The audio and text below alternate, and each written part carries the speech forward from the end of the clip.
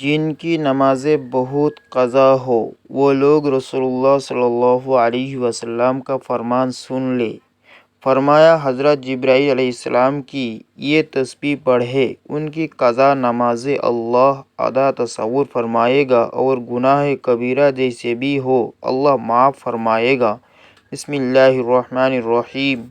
حضرت جبرائیل علیہ السلام رسول اللہ صلی اللہ علیہ وسلم کی خدمت میں حاضر ہوئے اور عرض کیا کہ محمد صلی اللہ علیہ وسلم، آپ کی امت میں جو شخص اپنی زندگی میں صرف ایک بار یہ مقدس کلمات پڑھ لے گا، اللہ تعالیٰ اس کے تمام گناہ یوں معاف فرما دے گا گویا اس نے کبھی گناہ کیے ہی نہیں۔ قیامت کے دن اس کا چہرہ اللہ کے برگزیدہ بندوں کی طرح روشن ہوگا۔ لوگ حیران ہو کر کہیں گے یہ کوئی نبی ہے یا کوئی مقرب فرشتہ؟ تب ایک فرشتہ صدا لگائے گا کہ وہ خوش نصیب ہے جو ان کلمات کی برکت سے بے حساب جنت میں داخل ہوگا۔ یہ وہ عظیم کلمات ہیں جن کی پہنچ سدرۃ المنتہا ہے۔ جو شخص ان کلمات کو 7 مرتبہ پڑھے اللہ تعالیٰ اس کی تمام کبیرہ گناہ اور قضا نمازیں معاف فرما دے گا۔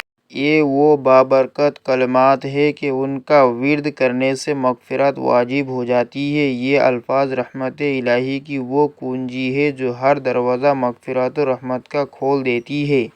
ناظرین، رسول اللہ صلی اللہ علیہ وسلم نے فرمایا، جب حضرت موسیٰ علیہ السلام کے عمر کے دن پورے ہوئے تو ایک روز راستے میں جا رہے تھے، ملک الموت حضرت اجرائیل علیہ السلام سے ملاقات ہوئی۔ سلام کیا، سلام کا جواب ملا۔ پوچھا تو کون ہے؟ کہا ملک الموت۔ اس وقت حضرت موسیٰ علیہ السلام شوق اور اشتیاق میں تھے۔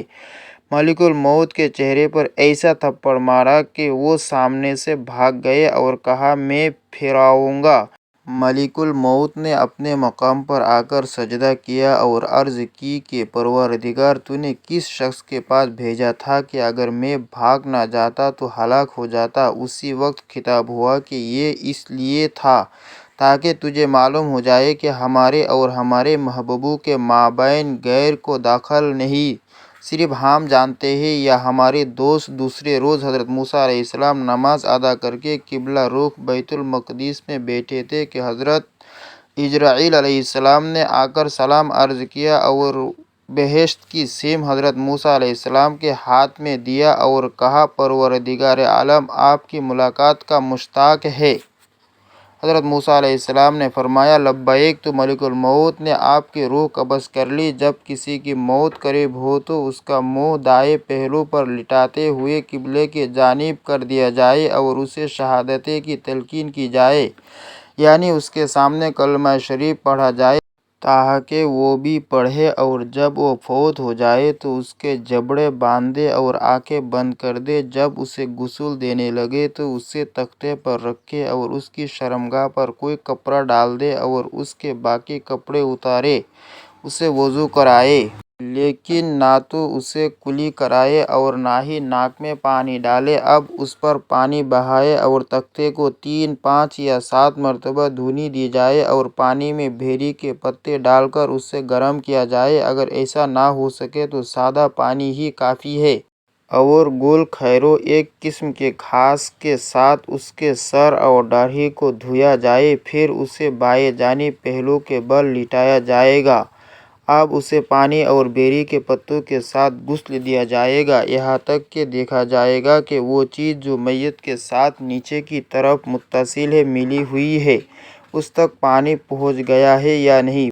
پھر اسے کسی چیز کے ساتھ سہارا دیتے ہوئے بٹھا دیں گے اور اس کے پیٹ کو آہستہ آہستہ ملیں گے تاکہ اگر اس سے کچھ خارج ہو تو وہ اسے دھو ڈالے، اور اسے غسل دوبارہ نہیں دیں گے۔ پھر اسے کسی کپڑے کے ساتھ خشک کریں گے اور کفن پہنا دیا جائے گا، اور اس کے سر اور داڑھی پر حنوط جو کہ ایک قسم کی خوشبو ہے اور اس کے اعضاء پر کافور لگا دی جائے گی۔ سنت یہ ہے کہ مرد کو 3 کپڑوں میں لفافے کی صورت میں کفن دیا جائے گا، اگر وہ 2 کپڑوں کو کافی سمجھے تو یہ بھی جائز ہے، اور جب وہ میت پر لفافہ لپیٹنے کا ارادہ کرے تو اس کی بائیں جانب سے ابتدا کرے، پس لفافہ اس پر ڈال دے، پھر اسی طرح دائیں جانب سے۔ اب اگر میت سے کفن کے کھلنے کا خطرہ ہو تو اسے گرہ لگا دے اور عورت کو 5 کپڑوں یعنی 1000 کفنی یا اوڑھنی اور دوپٹہ سینہ بند کے ساتھ اس کے پیشانوں کو ڈھانپ دیا جائے گا اور لفافے میں کفن دیا جائے گا۔ پھر اگر 3 کپڑوں کو کافی سمجھے تو یہ بھی جائز ہے،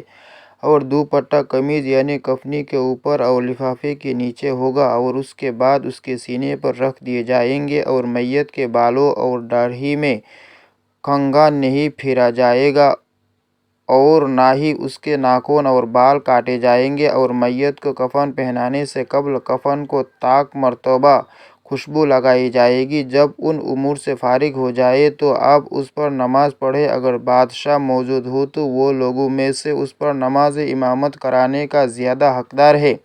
اگر بادشاہ موجود نہ ہو تو پھر محلے کے امام کو مقدم کرنا مستحب ہے، اس کے بعد پھر ولی ہے۔ اب اگر میت پر نماز جنازہ بڑی اور بادشاہ کے علاوہ کسی اور آدمی نے پڑھا دی تو ولی اس پر دوبارہ نماز جنازہ پڑھ سکتا ہے، اور اگر ولی اس پر نماز جنازہ پڑھ چکا ہے تو پھر اس میت پر دوبارہ نماز جنازہ پڑھنا جائز نہیں۔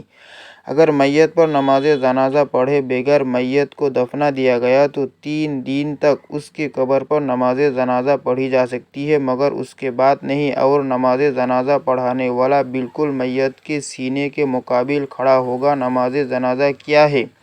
نماز جنازہ یہ ہے کہ وہ تکبیر کہے اور تکبیر کہتے ہوئے اللہ تعالیٰ کی تعریف بیان کرے، پھر تکبیر کہے اور تکبیر کہتے ہوئے نبی کریم صلی اللہ علیہ وسلم پر درود و سلام بھیجے، پھر تیسری تکبیر کہے اور آپ کے بار تکبیر کہتے ہوئے اپنے لیے، میت کے لیے اور تمام مسلمانوں کے لیے دعا مانگے، پھر چوتھی تکبیر کہے اور سلام پھیر دے، اور پہلی تکبیر کے علاوہ باقی کسی بھی تکبیر پر ہاتھ بلند نہیں کرے گا۔ ایسی مسجد جس میں نماز 5 جگہ باجماعت ہوتی ہو، اس میں کسی میت پر نماز جنازہ نہ پڑھی جائے۔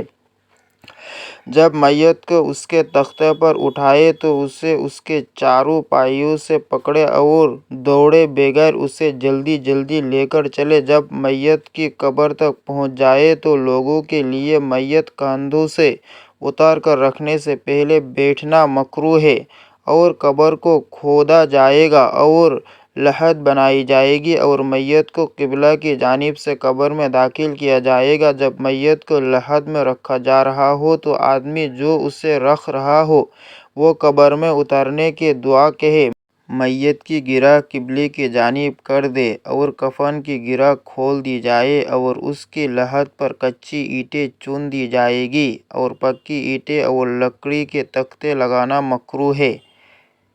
بانس وغیرہ کے لگانے میں کوئی خرابی نہیں۔ پھر اس پر مٹی ڈال دی جائے گی اور قبر 4 کوفی نہیں بلکہ کوہان نما بنائی جائے گی، اور جس بچے نے پیدا ہونے کے بعد کچھ آواز نکالی اور پھر وہ فوت ہو گیا تو اس کا نام رکھا جائے گا اور اس پر نماز جنازہ بھی پڑھی جائے گی، اور اگر اس نے آواز نہ نکالی تو اسے کپڑے میں لپیٹ کر دفنا دیا جائے گا، اس پر نماز جنازہ نہیں پڑھی جائے گی۔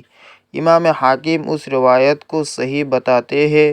مسند احمد میں بھی اس مضمون کی ایک حدیث ہے۔ ایک صحابی سے کسی نے کہا کہ کوئی ایسی حدیث سناؤ جو تم نے خود رسول اللہ صلی اللہ علیہ وسلم سے سنی ہو۔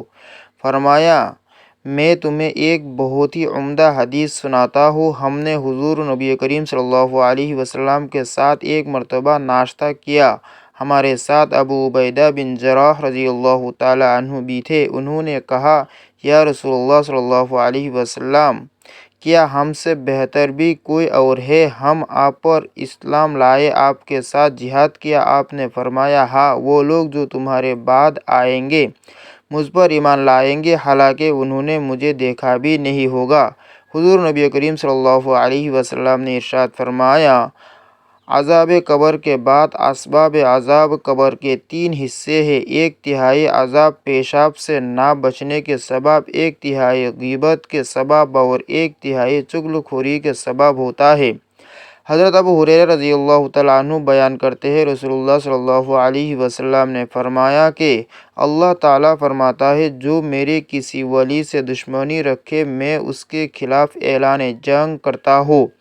جن چیزوں کے ذریعے بندہ میرا قرب حاصل کرتا ہے ان میں سب سے زیادہ پسندیدہ چیز میرے نزدیک فرائض ہے، اور میرا بندہ نوافل کے ذریعے میرا قرب حاصل کرتا رہتا ہے، یہاں تک کہ میں اس سے محبت کرنے لگتا ہوں، اور جب میں اس سے محبت کرتا ہوں تو اس کی سماعت بن جاتا ہوں جس کے ساتھ وہ سنتا ہے، اور اس کی بصارت بن جاتا ہوں جس کے ساتھ وہ دیکھتا ہے، اور اس کا ہاتھ بن جاتا ہوں جس کے ساتھ وہ پکڑتا ہے، اور اس کے پاؤں بن جاتا ہوں جس کے ساتھ وہ چلتا ہے۔ اگر وہ مجھ سے سوال کرے تو میں ضرور اس سے عطا کرتا ہوں، اور اگر وہ میری پناہ پکڑ لے تو ضرور میں اسے پناہ دے دیتا ہوں۔ حضرت بریدہ رضی اللہ تعالی عنہ بیان کرتے ہیں کہ رسول اللہ صلی اللہ علیہ وسلم نے صبح کی تو حضرت بلال رضی اللہ عنہ کو بلایا اور فرمایا کہ تم کس وجہ سے جنت میں مجھ پر سبقت لے گئے؟ میں جنت میں داخل ہوا مگر اپنے آگے تمہارے قدموں کی آواز سنی۔ عرض کیا یا رسول اللہ صلی اللہ علیہ وسلم، میں جب بھی اذان پڑھتا ہوں تو اس کے بعد 2 رکعتیں ادا کرتا ہوں، اور جب بھی بے وضو ہوتا ہوں تو فوراً وضو کرتا ہوں، اور میں نے سمجھ رکھا تھا کہ مجھ پر اللہ کی طرف سے 2 رکعتیں لازم ہیں۔ تب رسول اللہ صلی اللہ علیہ وسلم نے فرمایا ان 2 رکعتوں کے سبب تمہیں یہ مقام ملا ہے۔ روایت میں ہے کہ اللہ تعالیٰ نے ایک ایسا فرشتہ پیدا کیا ہے کہ اس کے بزرگی اور ہیبت کو خدا ہی جانتا ہے، اس کا نام حابیل ہے۔ اس فرشتے نے دونوں ہاتھ پھیلا رکھے ہیں، ایک مشرق میں اور دوسرا مغرب میں، اور لا الہ الا اللہ محمد رسول اللہ کی تسبیح پڑھتا ہے، اور روشنی کا موکل ہے۔ مشرق والے ہاتھ سے روشنی دیتا ہے اور مغرب والے ہاتھ سے تاریکی۔ اگر روشنی کو ہاتھ سے چھوڑ دے تو سارا جہاں تاریک ہو جائے گا اور کبھی دن نہ آئے گا۔ ایک تختی لٹکی ہوئی ہے جس پر سیاہ سفید لکیریں کھینچی ہوئی ہیں، وہ دیکھ کر کبھی زیادہ کرتا ہے اور کبھی کم۔ جب زیادہ کرتا ہے تو روشنی ہو جاتی ہے، اور جب کم کرتا ہے تو تاریکی چھا جاتی ہے۔